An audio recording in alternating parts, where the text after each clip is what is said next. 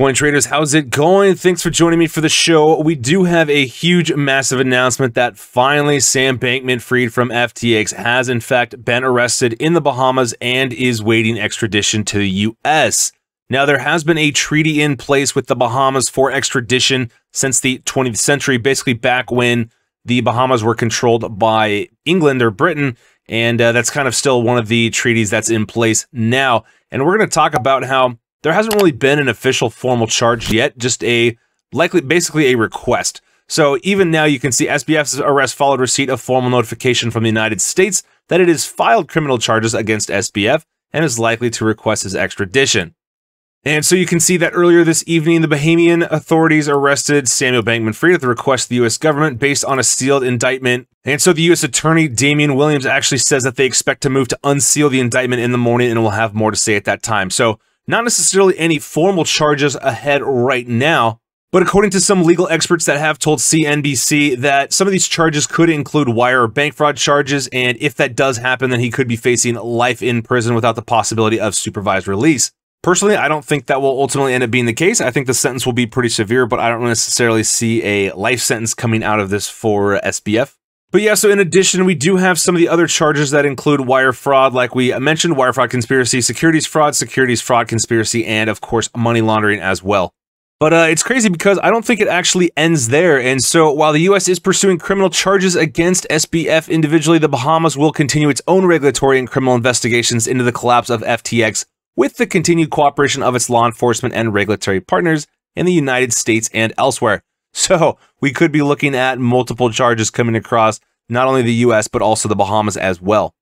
What's pretty shocking about this announcement too is that we were actually expected to see SBF testify remotely at the Senate Banking Committee hearing tomorrow. And so he was initially supposed to go in person, but he was worried about the paparazzi effect having an impact on his overall travel.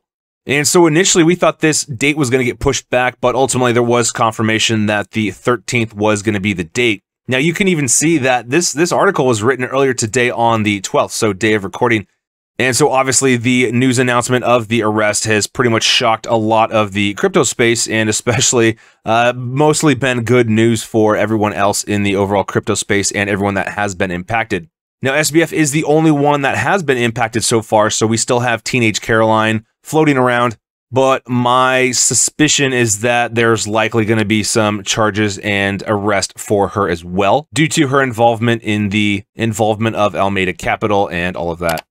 And so a little bit surprisingly, we haven't seen any impact to crypto markets overall right now, so Bitcoin has actually been kind of stagnant, and you can see that, especially since the announcement came in about an hour ago, we have had even just this normal modest retracement and pullback, so nothing necessarily coming extremely bullish. And so far, we haven't seen the spawn of a lot of buying just yet. And it does make sense because nothing inherently about this news is in fact bullish for crypto, but it does kind of close the chapter for a lot of the people that have been impacted. And I think especially so once a guilty verdict and a sentence will be coming in. But I think everyone's a little bit relieved right now to just basically have Sam Bankman-Fried finally arrested for the atrocities that FTX has put on the place of a lot of its investors and its negative impact on the overall crypto space so far.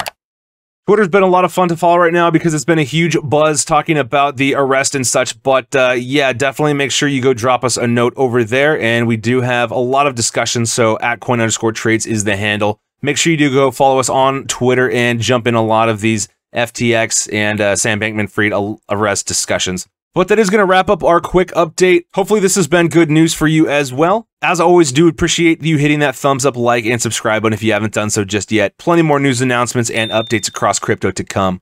Stay safe, take care everyone, enjoy the news, talk to you soon, and I'll see you back in the next video.